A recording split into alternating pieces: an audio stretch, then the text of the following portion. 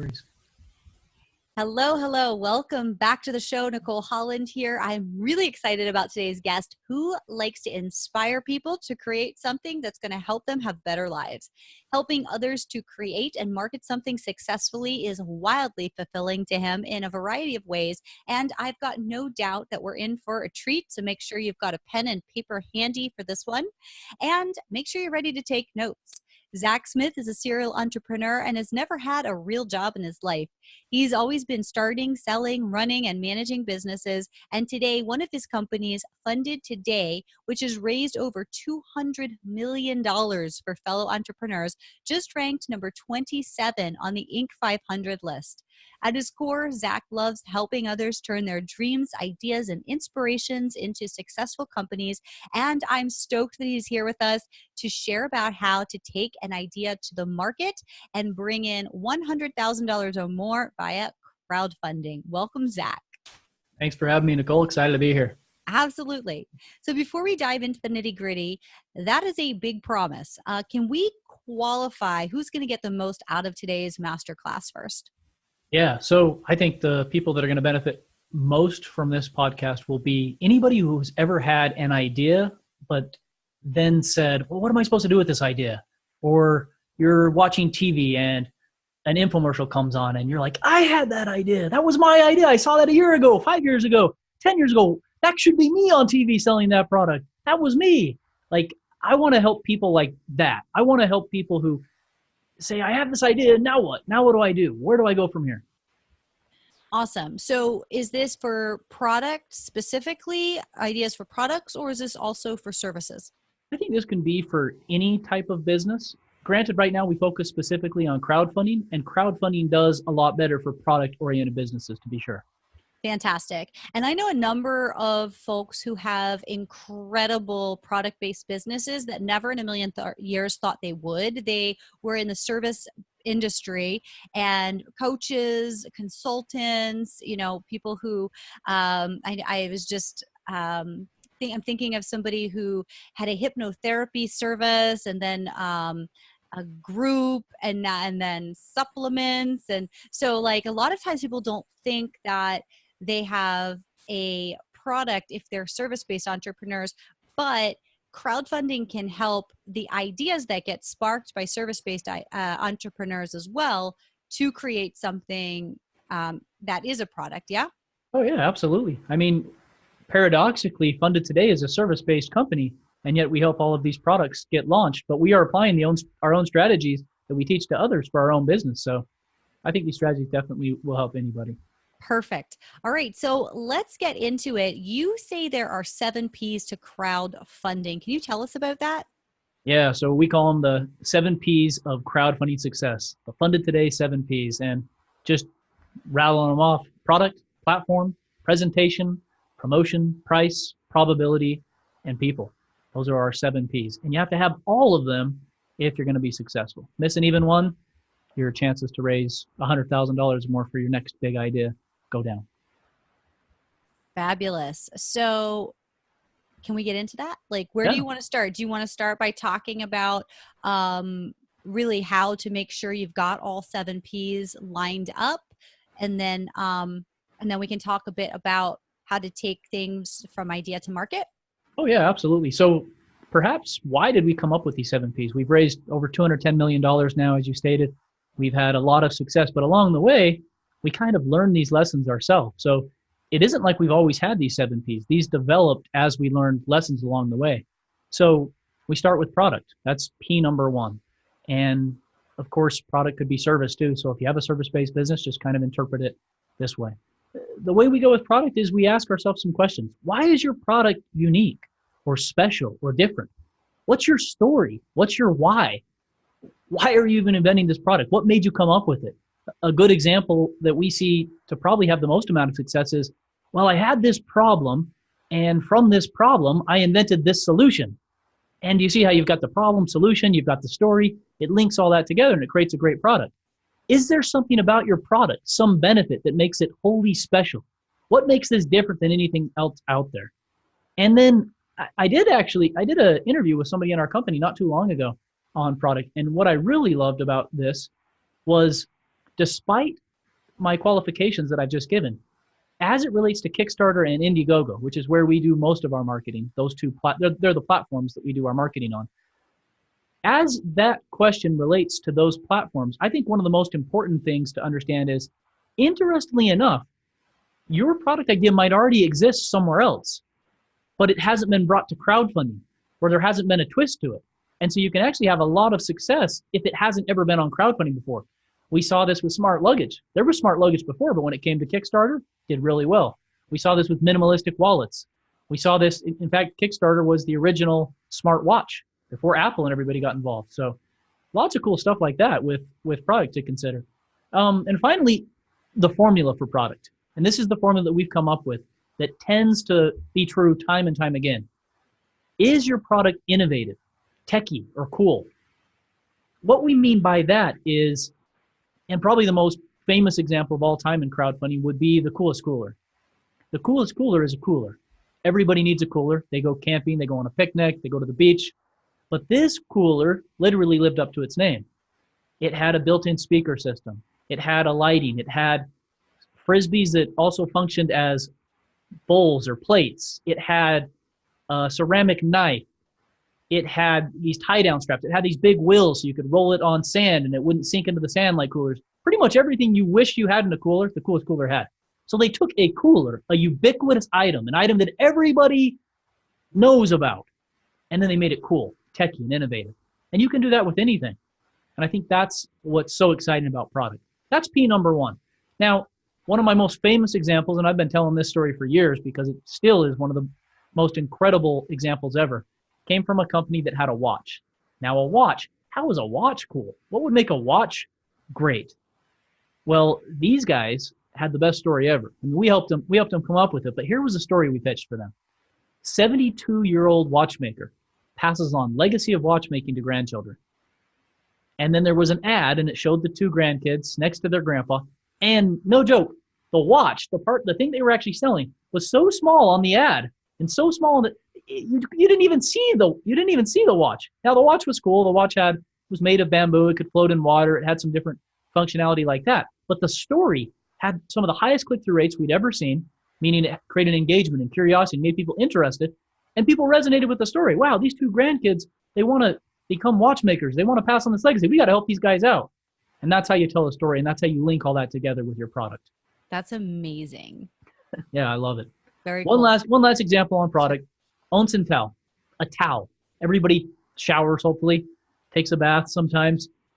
How did they make a towel ubiquitous and a ubiquitous item? How did they make a ubiquitous item like a towel, techy? Well, they created a waffle weave comb to it. They added some different elements for antimicrobial by injecting silver and different things into the thread. And now they took a towel and they made it techy, innovative, and cool. And it also raised hundreds of thousands of dollars. Combine all those elements and you have a strong P product, number one. Nice. Are there any, so from what you've just said, okay, techy and cool, that's the aspect. Mm-hmm. Are there any kinds of products you've come across so far that you've had to say like, no, we can't really work with this, or that you've seen just don't do well in terms of crowdfunding? Yeah, that's a great question. I think what happens quite often is somebody sees this watch and then they're like, I can make that watch. And then they go and figure out a way to make a bamboo watch that floats on water. And then they launch it. And what they don't understand is now it's not new.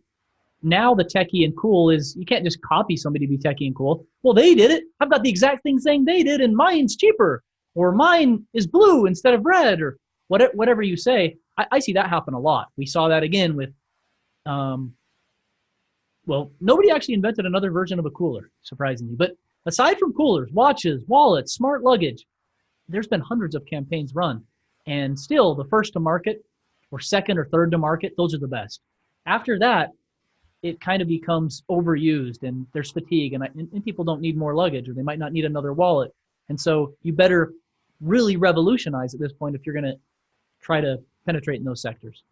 Awesome. Yeah, something I've seen a lot of is a lot of journals.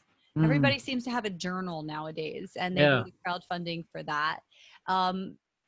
So that's not really your area that Oh, you? we did a lot with journals. It's funny you mentioned that. Yeah, I think we have 2 out of the 3 most funded journals of all time that Funded Today worked with.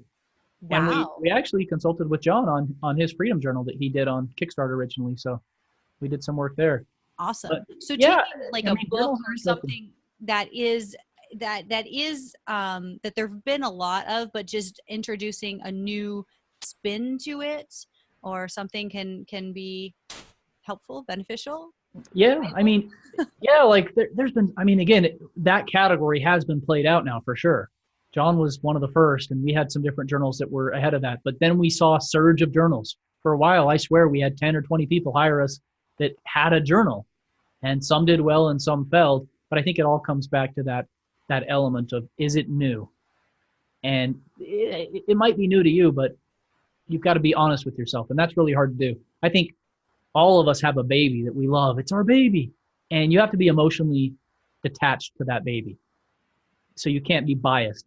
And we get this all the time, smart luggage being a big one. Some people still come to us with smart luggage.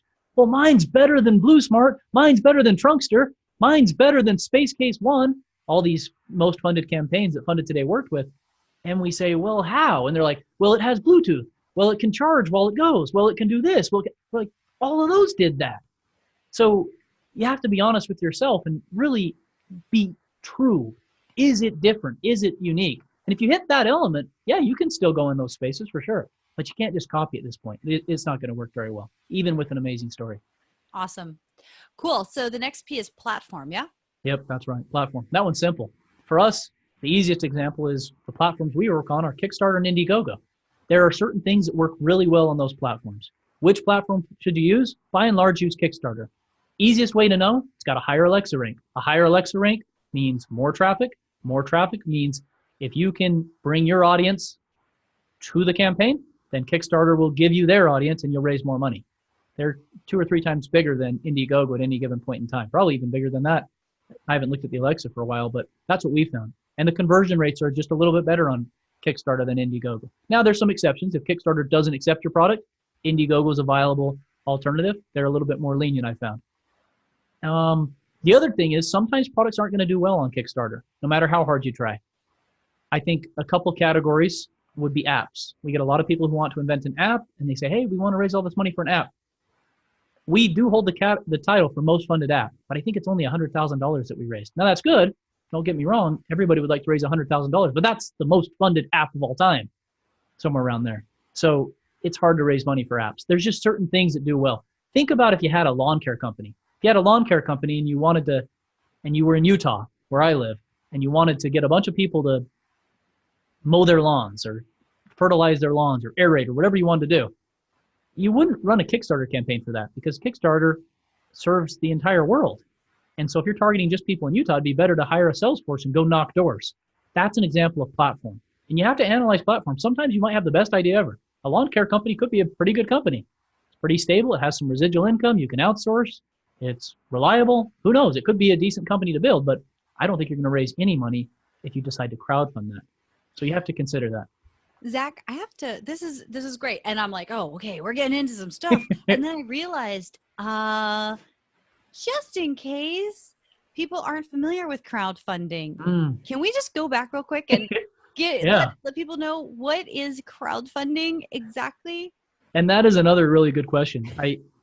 No joke. I'm sorry for taking you, like, I didn't even let you do that. I was like, oh, let's get into it. Yeah, for sure. It's a question that definitely needs to be answered. As much as I eat, sleep, and breathe it, most of the world does not know what it is. And a lot of people, I mean, my banker, for crying out loud, we deposit a lot of money. And they're like, what do you do? And I describe it. Oh, like Shark Tank? Oh, is that like The Prophet, Marcus Lemonis? Oh, is that crowdsourcing? And there's all these different misinterpretations of what it is. Crowdfunding, the one that we focus on specifically, rewards-based crowdfunding, is essentially you have a new idea, you have a prototype for that idea, that's all you have. And then you are essentially pre-selling a future version of that product. So if I have let's just use a watch. Watch is an easy example. If I have a watch and it's going to be $100 and I have a prototype for that watch, I will design a Kickstarter. That means I'll film a video, I'll make a page, and then I'll launch a Kickstarter or IndieGoGo campaign. And I will say, for $100, you can have the future version of this watch. pledge here. And that's what people are doing. Now, there's a chance that won't work. The Coolest Cooler still has thousands of coolers that they need to deliver. I'm one of the few lucky people in the world who has got one so far because for whatever reason, they've ran into logistical issues and capital problems. I mean, it happens. Kickstarter is not, you're not pre-ordering. I say pre-order because it's the easiest way to remember it, but it's a little different. There's a chance people won't deliver. By and large, everybody delivers. By and large, everybody's late by a few months because they suddenly have money, they suddenly have started a business, and now they have to figure out the logistics, the manufacturing, the shipping, the prototyping, and then how to put it all together and start a business. It's understandable. And it's improved over the years for sure. But there's some campaigns that don't ever deliver and you've backed and you lost your money. But most of the time you get a product. So that's Kickstarter, rewards-based crowdfunding. And so anybody can fund. So anybody can go on there and say, for example, oh, that sounds really cool, right? I want one of those. Yeah. Oh, absolutely. That's what's so great about it. You don't give up any equity in your company and you get to control everything. And anybody can go and pledge. So you don't have to be a qualified investor, somebody who is worth over $1 million. Anybody, me, you, anybody can say, that's a cool watch. I'll back it for $100. That's a cool cooler. I'll back it for $500. That's cool. That's cool. That's cool. I'll back it. And that's what happens. They're called backers. People who back Kickstarter campaigns are called backers. Cool. And then when you start a crowdfunding campaign, you have to know like how much money you want to raise. Yeah. Absolutely. You set what's called a goal, and your goal could be, we call it a minimum viable goal. What do you need so that worst case, you can deliver what you have promised to your backers? And that was the problem with Coolest Cooler. He set a goal. It was too low. He needed a couple $1 million more. And ever since then, he's been trying to raise that money to deliver to people who purchased his cooler. So in a lot of trouble, you got to set that goal right. And the best way to set your goal is to do a lot of pre-planning. Get your factory in place, get your orders in place, figure out your costs, figure out your shipping, really do all that dirty work because it's going to make it better. The people who do it right, I think of Nomadic, I think of Peak Designs. They've ran 6 or 7, and I think Peak Designs on their 12th or 13th campaign. The reason they've done 12 or 13 campaigns and raised millions of dollars is because they did so well on their first, that their backers were like, wow, this is amazing. I'm coming back. I'm going to back it again. Of course, I'm going to back your next idea. That one's great too. So you want to really, really do well the first time. And the best way to do well the first time is prior preparation prevents piss poor performance, right? So I love those 7 Ps. So let's get back to your 7 Ps. You were talking next, I believe you're going to tell us about presentation. Yep, presentation. This one's really important. The P after presentation is promotion. And we found, again, this was one we learned. We used to think promotion. I mean, Fun Today is known for promotion. We became famous because of something called the spike at the end. Campaigns would hire us with a few weeks left and we'd raise them millions of dollars and everybody would be like, what happened? Oh, we hired these guys. Spike at the end, promotion, Funded Today. However, we learned in 2016, in August 2016, we were working with this company called Shopbox. And Shopbox had invented a box to be able to take high quality product shots of images or products. So if you had a watch or a wallet or a bag or a purse, whatever you wanted, you'd put it in there and you'd take a picture of it. Interestingly enough, his campaign was presented terribly. His imagery was bad. His pictures were bad. His video was confusing. His reward structure was all over the place. We noticed it. Canceled his campaign. It didn't fund. And we redid the video, redid the page, cleaned up the presentation, relaunched 3 weeks later, and we raised him $184,000 on Kickstarter, a couple $100,000 more on IndieGoGo, and then he got an HSN appearance where he raised quite a bit of money, and he's got a very successful business now. The only difference, we ran the exact same marketing, the exact same promotion on Shopbox 2.0 the first time as we did when we relaunched. So that's when we learned that presentation trumps promotion. You've got to be able to put the right presentation forward, and literally by changing nothing else aside from the presentation with the exact same promotion, this failed campaign became a very successful campaign and a successful business that still runs today. Amazing. And you mentioned you ran it both on Kickstarter and IndieGoGo. So that's something that's allowed? That's a great trick. So what you do is you start your campaign on Kickstarter, and if it's successful, IndieGoGo has this program that Kickstarter doesn't have called IndieGoGo In Demand. And basically, they let you transfer all your money over from Kickstarter. So you start with that high number to create the social proof, and then you continue to raise money on IndieGoGo. And it's a great way to continue. In fact, I don't know if it was available back in the day for Coolest Cooler, but it probably would have been the solution to all of his problems. because you realize, oh, I needed 10 grand more for this, and I needed 5 grand more for this. Well, you raise that money on IndieGoGo in demand, and you keep the capital flowing so that you can eventually fulfill and deliver first to your Kickstarter backers, then to your IndieGoGo backers. It's a great way to raise additional funding.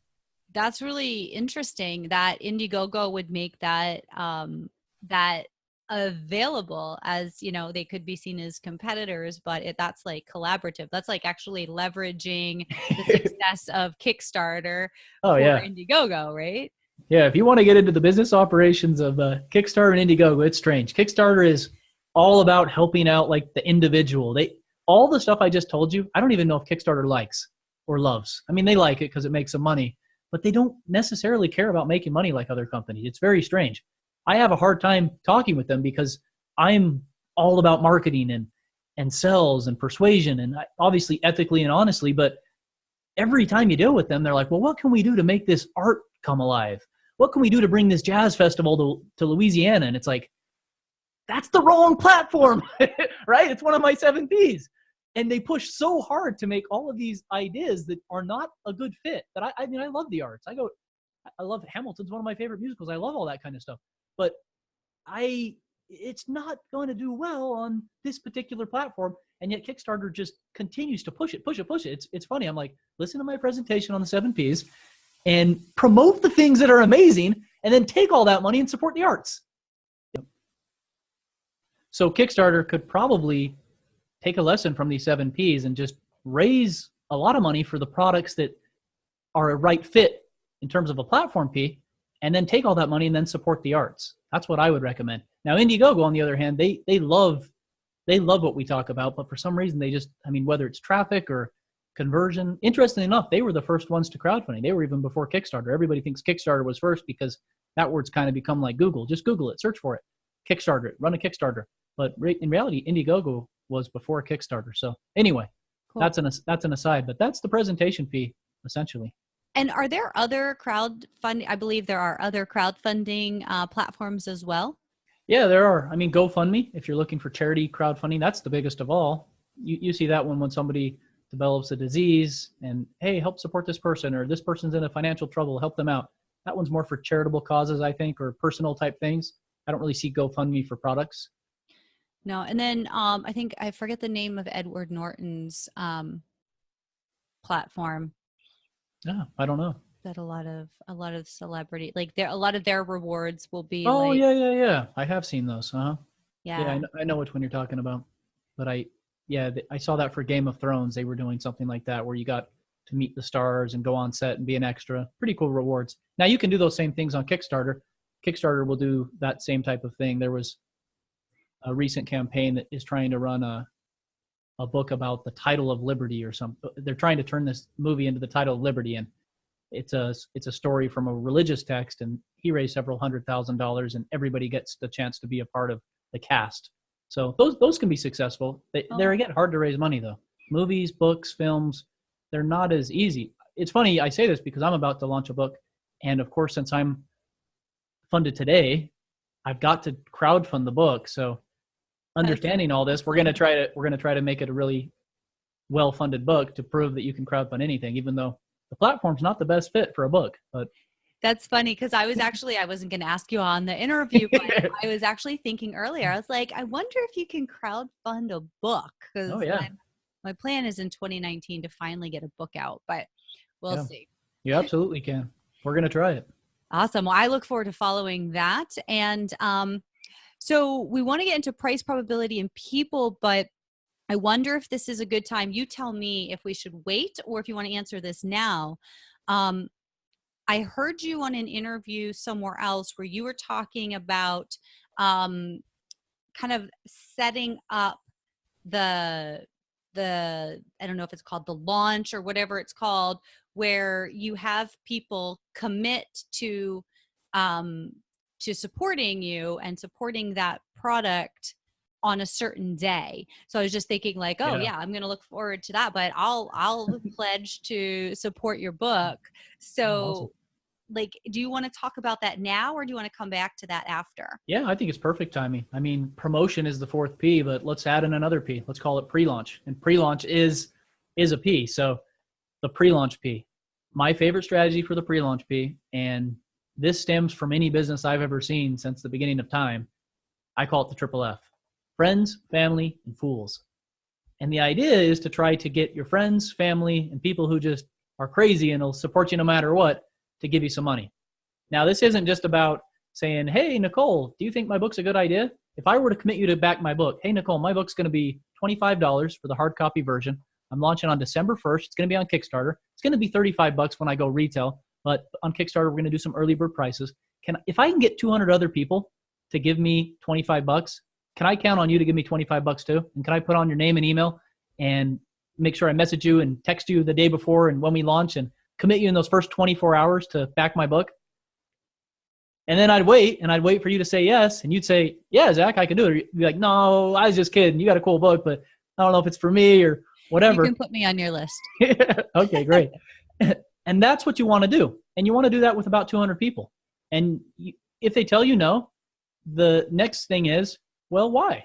And then you listen and you get feedback. And you might learn that when you get told no 200 times and you get the answer to 200 why questions, an entirely different angle that you can then go back to them with, hey, I heard you. You told me why. I solved that why. Now can you give me $25? And you come back to them and you launch. Now, here's why it's so important. Kickstarter is a paradoxical vehicle.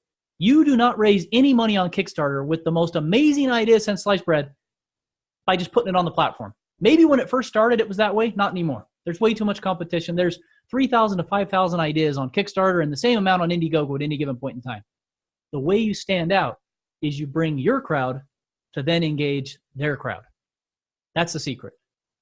And the way to do that, the easiest way, is to get your friends and family involved, have them back within the first 8 to 10 hours of your campaign, and then you will spike up in magic, popular, trending, new and noteworthy. And then if your product truly is a good fit, Kickstarter's market will then engage with your product and back it. And it's very powerful. And sometimes that strategy alone will lead you to $100,000. Amazing. So I'm like putting it out here now because it's so funny. Like I said, I was thinking of this earlier today. And when I was taking a shower, okay, so here's a little personal stuff. Right. I have like lots of downloads in the shower, but throughout my life, so I'm 42 now, and I've really mellowed out since my 30s. Mellowed out by meaning like I've stabilized, like I'm happy to be in one place. I'm boring now. But up until that point, I mean, I had lived all over the place. I had done all kinds of things way before, like, couch surfing and it's so funny. I'm in a mastermind and the girl was talking about she's got a podcast and she started traveling, specifically not using any of the online stuff, to see if it was possible through a social experiment and all this stuff, and has built her business around it. And I'm thinking, that was me in 1993, 94, so yeah, I guess I've done lots of different things. And so all my life, people have said to me, oh my gosh, you should write a book. Oh my gosh, you should write a book. You should write a book.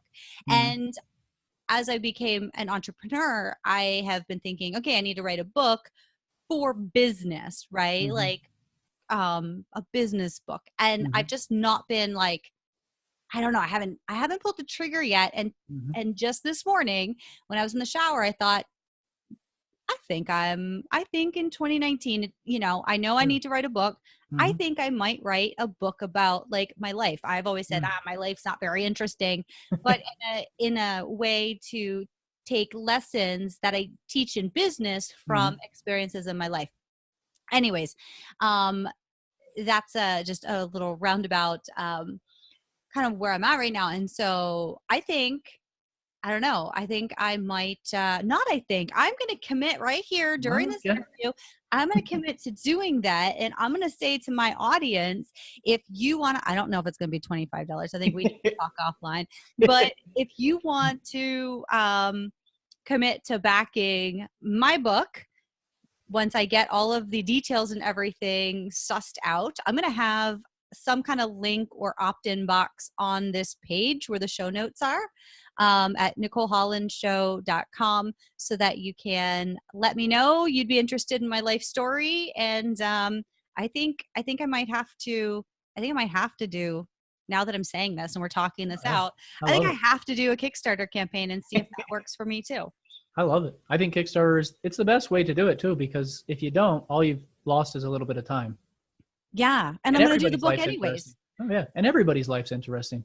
I mean, the older you get, the more experiences you learn, and generally speaking, somebody younger than you, or even somebody older, can learn great lessons. I found that all the time. I'm always reading biographies and autobiographies because there's always a lesson to be gleaned. And I'll do something for your audience too. We have a triple F spreadsheet that we use. It's pretty cool. It really actually is pretty nice. It does all kinds of fancy things, and you can create contests if you have like a company, or if you've got maybe 3 or 4 other people that want to help you, and it helps you be completely organized with your triple F efforts and tells you when to push go. So it's really nice, really simple template. We can include that in the show notes or something. So That's amazing. Thank you so much. yeah. All right, let you get back on track now. All right. Well, promotion. We talked about the beginning stages of promotion. That's your pre-launch promotion. Now, the other thing you should do is build an email list. We could get into all kinds of stuff on that, but essentially the idea is build an email list, offer a discount to people who join that email list, and then on launch day, email them all and say, hey, you got 24 hours to claim your discount. Thanks for joining my list. And you can build an email list with a simple landing page, opt-in form, Facebook ads, whatever you want to do. But the idea is to just gather people who are going to be interested in your book, your product, whatever it is, and then email them, because they're going to be your earliest adopters. That's the reason Kickstarter is so powerful. Early adopters go there. These are people who back something with the hope that it's going to come alive, that support you, that believe in the American dream. That's what's so great about Kickstarter, and that's why I get so excited about it, because they don't exist anywhere else. If you go on Amazon, you're dealing with people who are giving you a 2.5-star review if anything's wrong. On Kickstarter, if you deliver them anything, they're like, he did it. So they're much more forgiving, and I love that about that community. The other things we do is our paid media. Paid media is press. It's spending, or not press. Paid media is spending money to make money. And the idea is figure out your margins. If your product's $100 and let's say you have 50% margins, that means you can spend up to $50 on your product before you start losing money. And the better the margins you have, the more likely you can spend money. And the more likely you can spend money, the better. The other thing we found about paid media, and this is probably more prevalent than ever before, you need to spend money. If you're not spending money, you're not going to raise big money on Kickstarter. And you actually sometimes need to spend negatively. And here's why. Again, it goes to that social factor. If I spend $1,000 in one day and I raise $2,000 in tracked pledges, that's okay if my margin's 50% because I haven't lost any money. But here's what's cool. I might raise $10,000 from all kinds of other sources. So my paid media was $1,000 spend for $2,000 directly tracked, but $10,000 overall for that day, which is a 10-to-1 return, but only a 2-to-1 return on paid media directly. And I think you have to have that mindset more than ever going into crowdfunding. So spend negatively, spend at a break even, because it's going to impact magic, popular, organic, and all the other things that don't track. And Kickstarter seems to reward for that sort of effort, exposure on the page, essentially. And I think that's a powerful strategy. The other thing we do is press, and you need to do press. The idea of press is lining up journalists who are going to write about your product. And you can do that pre-launch, and then you can follow up with them upon goals. I just hit my $10,000 funding goal. I did it in 2 hours because of my triple F. Great, write about me, and so on, right? And you just go down the list on that. Press is just all about building contacts. And the sooner you build those relationships and those contacts, the more likely they are going to be to write about you. It's hard to do, but press can be the gravy on top. I would never build a Kickstarter campaign going in thinking that I'm going to make $1 million from press, but I absolutely try press on any campaign where I've had success on those other efforts. And then finally, influencers and cross collaborations is a great way to raise money nowadays. And that is just reaching out to anybody who has a crowd and saying, hey, would you tell your people about my thing? In exchange, I'll tell your people about my thing. And Kickstarter is great for that. It's such a collaborative community. If you have a wallet and I have a bag, hey, I've got a special slot in my bag for your wallet. If you tell your group about my product, I'll tell my group about your product, and it'll be a perfect synergistic fit. We're not competitors, and we're both giving our audiences something that will benefit. And that's called a cross collaboration. And those have the highest conversion rate and the highest earnings per view of any of the sources of traffic that we focus on for promotion. Now, Fund It Today has a lot of other things. We have a big email list of millions of people. We have a cashback email list, and we incentivize people. In fact, if you're a Kickstarter backer, you probably should just join the list. Any product Funded Today works with, we give 10% cash back on. So you just can go to Funded Today /cashback, join, it's free. And then if you see anything you like, you back it, we give you 10% cash back.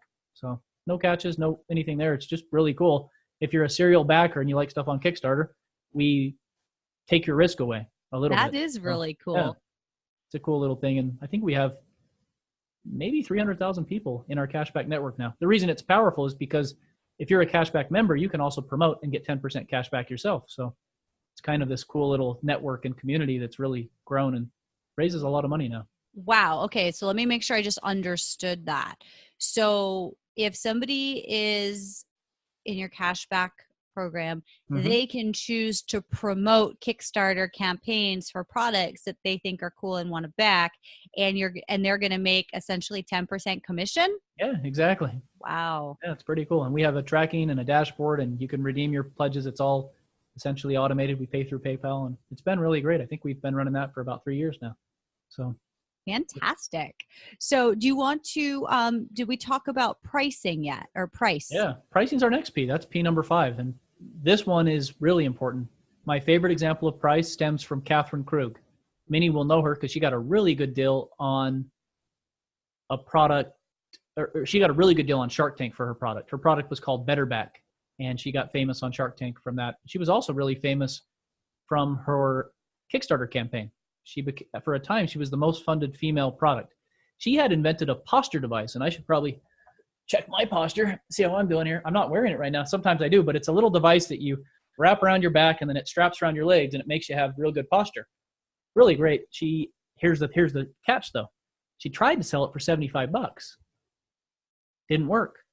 Dropped the price to $50 and made all the difference. Now, she knew $50 was going to work.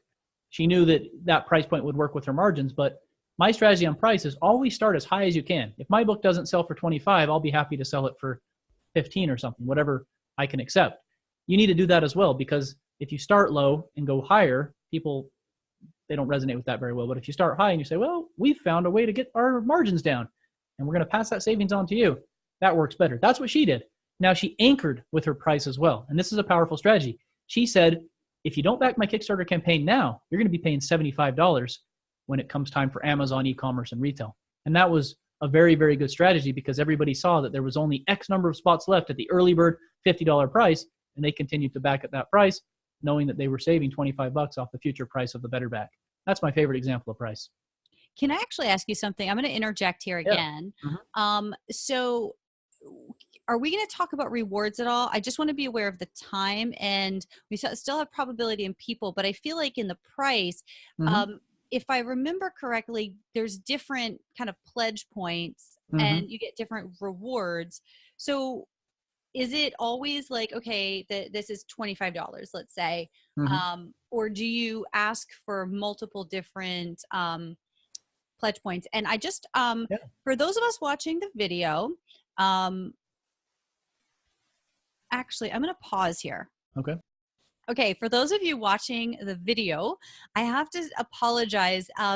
We're sitting here and like it just started storming to where I am probably, I don't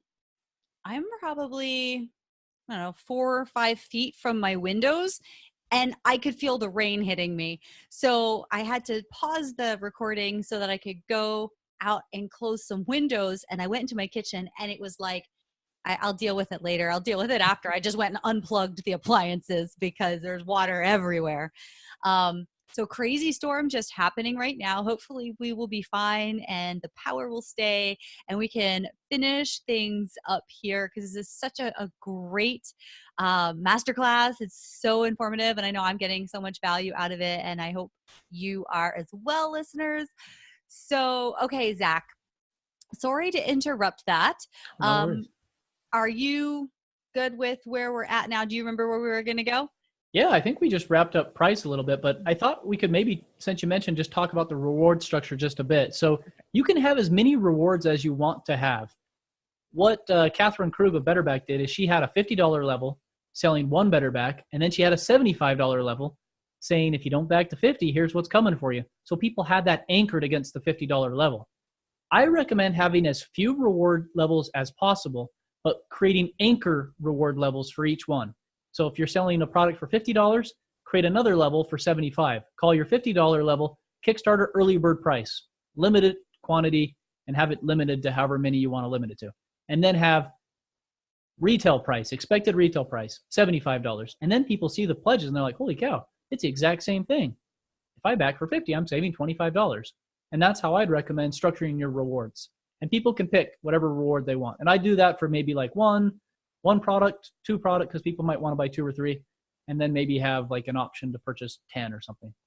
Yeah, and you're saying that, and I remember when I pledged for the Freedom Journal from John, that I had, by the time I got there, it had already been like the early bird or whatever had already sold out, and you could see like the next level up was going to be, you know, however much more.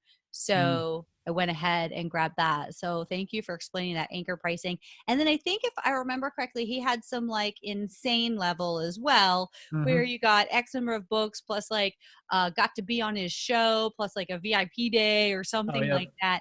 You want to have that. Yeah. If you're if you're famous, or if you've got something cool, or you can add value.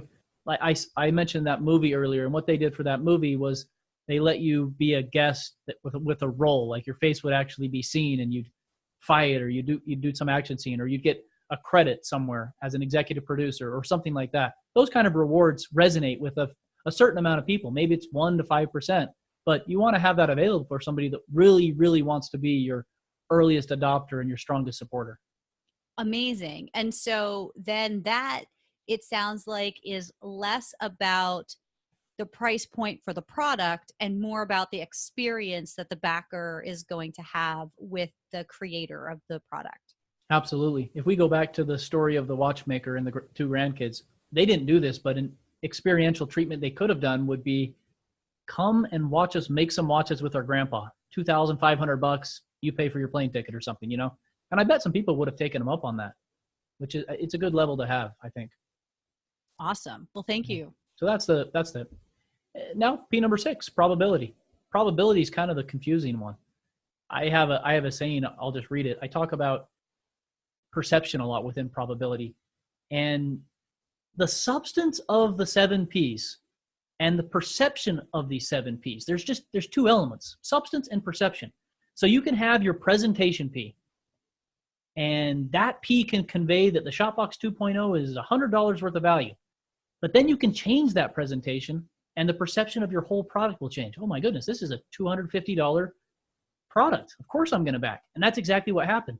So even though your product might not change physically, when you present it differently, your product P will change in the minds of your customers or backers. I think of Onsen Towel again. The product had some intrinsic value perceived you cannot get elsewhere. Truth be told, there's probably a towel like that somewhere. But the way the story resonated, the intrinsic value somebody felt when they watched that video and read the page and looked at the rewards, made them say, oh, okay, there's a probability that this is good because my perception of this product says that it's going to be good. And I think something else about probability to ask yourself is, can you find or purchase this idea elsewhere? What's the availability like? And then finally, it's not always, are you building the better mousetrap? It's, are you building the mousetrap that people want right now? That affects probability. 3 years ago, you could have invented anything in the travel space and it was doing really well. Now, smart luggage doesn't do as well.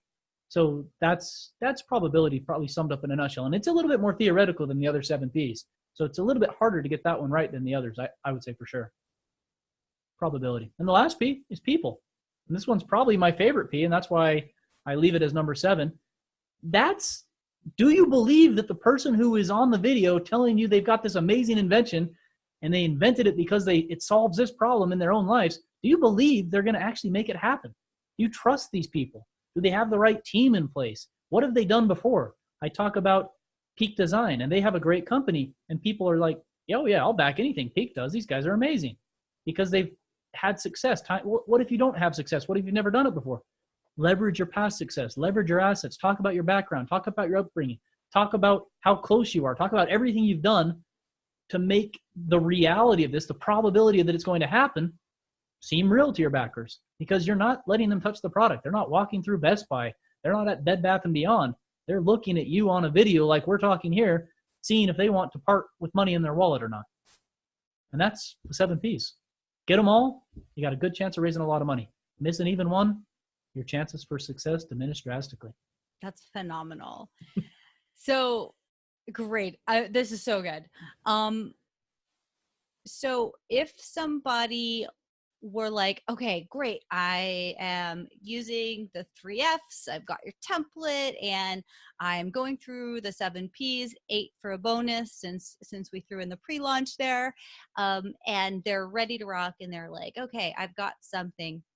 What's that next step that they should be taking? Is this something that you want people to contact you? Is this something that you really don't work with a lot of people? Like, how is that? And kind of where do they have to be in order to figure out, or in order to even reach out to you?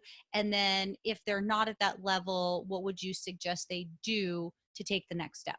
My favorite type of email, and I've only got this 3 times in my life. Zach, I listened to your 7 Ps presentation. I heard you on so-and-so, or whatever they found about me. And they send me their product and they're like, look, here's the 7 Ps, and they check it off. I love those kind of emails. And we absolutely like working with people. So we've worked with people that we've been working with them for 2 years and they haven't launched. Other times someone will come to us and they're like, I want to launch December 1st. And today is September 21st. Okay, that's going to be tough. Do you have your video made? Do you have your page made? Ideally, if we have 3 months, we can usually get you ready to launch. That'll give us enough time to teach you the 7 Ps, to help you with your triple F strategy, to build you a pre-launch email list, to build your page, to film, script, make your video. Now you can hire us at any given stage. I've already got my video. I've already got my page. Great. We'll do all your marketing for you. We'll review the 7 Ps and we'll make sure they're right, and we'll coordinate with your team and offer consulting. We can work with you whether you have 5 days left on your campaign or if you're a year out. So we're a one-stop shop for all things crowdfunding, essentially. Awesome. So what would you like my people to do to continue the conversation? Send you that email, or is there something else? Yeah, that email is great. If you want to get me privately, my email is zach@funded.today, zach@funded.today. I try to respond to every email, or I pass you on to somebody who's even smarter than me in our team who can take care of you. We have a lot of good client specialists and senior client specialists. You can also go to our website and apply. Granted, we don't work with everybody. We only work with a select few that meet the criteria. So coming to me with your 7 Ps gives you a way better chance that we'll work together. Our website is funded.today or fundedtoday.com, either way, because we get your project funded today. So I love it. Very cool. So before I let you go, any final words of advice, anything you want people to definitely take away, take action on, anything you want to share? The floor is yours. Yeah. Now this is entirely different than what we talked about today, but I think it's important. I've kind of been through all kinds of experiences in my life. And so I want to give some entrepreneurial life advice to anybody. And it deals with happiness, because I think happiness is what everybody really wants. You see so much about suicide and depression and anxiety and all the craziness in the world. I had this realization not too long ago, and I got a little bit of it from Eleanor Roosevelt and a little bit of it from Ryan Holiday. I love this. So I'll just read what I wrote, because this was kind of like a journal entry. Lately, I've been reading a lot of biographies and studying a lot about happiness. Eleanor Roosevelt was a remarkable woman. Her father killed himself. Her mother was verbally abusive. Her husband repeatedly betrayed her, even up to the moment he died. Yet she slowly but steadily became one of the most influential and important people in the world. I think we could argue that happiness and meaning came from Eleanor's journey too. She writes, "Happiness does not come from the seeking. It is never ours by right." Her line's reminiscent of something explained by Aristotle and Viktor Frankl. Happiness is not pursued, it ensues. Ensue, if we look it up, it means to follow in order, to come afterward, especially in immediate succession, or to take place afterward, or as a result. I used to always think that happiness was a destination, somewhere I could reach. So if I make the high school basketball team, then I'll be happy. If I have X number of dollars in my bank account, then I'll be happy. Once I'm successful, once I'm not sick anymore, once I'm married, once I have children, once my children's children are happy, then I'll be happy. I'm now completely and utterly convinced about how wrong I was. Truly, happiness comes as a result of principles and the fulfillment of our potential. It's transitory. We only get glimpses of it. We don't have happiness forever. So we need to continually re-engage with it. And I think all of this to say, it's so exciting and so great what we do at Funded Today and what I do with my life. But you have to realize that even if you have the successful life that I've had, you're not going to be happy unless you have applied principles in your life that lead to that long-term lasting happiness. I Sorry, love it. probably a little deep, but no, it's amazing. It's amazing. And it's going to be in the book. I think so. It should be. Definitely sounds like something that should go in the book. All right. Fantastic. I will definitely put it in there. Well, thank you so much for your time today. And again, if you're listening on the podcast, hop on over to the NicoleHollandshow.com and you'll find the show notes page. You can see our video, although it's just a lot of me making mistakes. But we'll also have the links to grab the template and a bunch more right there. So until next time, this is Nicole Holland signing off. Thanks for having me.